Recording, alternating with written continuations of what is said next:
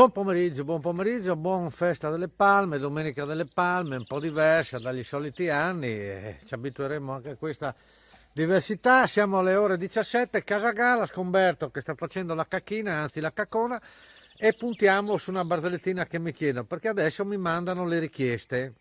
Quindi questa è una barzellettina che io porto anche, ne portavo nei miei spettacoli, una barzellettina vecchissima, poi la portiamo, quindi facciamo... la dedichiamo a tutti quelli che piace questa barrettina, ma anche allora bufera di neve sul Monte Lussari, sapete, tutti scappano via, tutti via, neve, aria, vento, via, tutti scappano. Tre cretinetti invece di scappare vanno sulla croce della chiesetta del Lussari e si aggrappano, chiamano il 118, arriva il 118, parte l'elicottero, via, arriva Tresesi, poti, Glemone, poti, Aron, si pensa a Glemone, poti, Venzone, poti, Carnia, poti, via destra, Canal del Ferro, poti,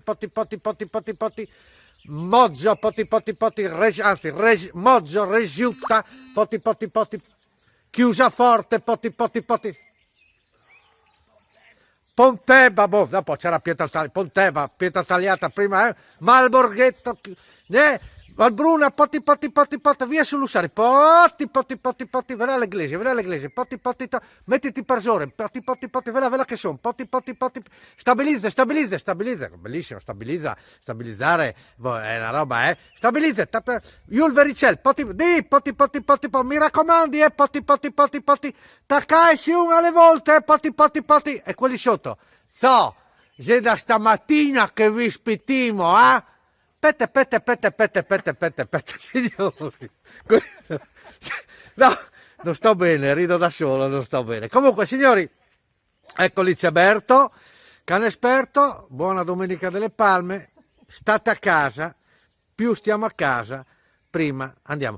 Pensate che l'altro giorno mi ha detto un vecetto che è andato a fare la spesa e l'hanno multato perché aveva preso 10 litri di vino. È arrivato fuori e ha detto, guardi che lei non ha preso cosa di prima necessità, ha capito, ma a casa ho tutto e ti il vino.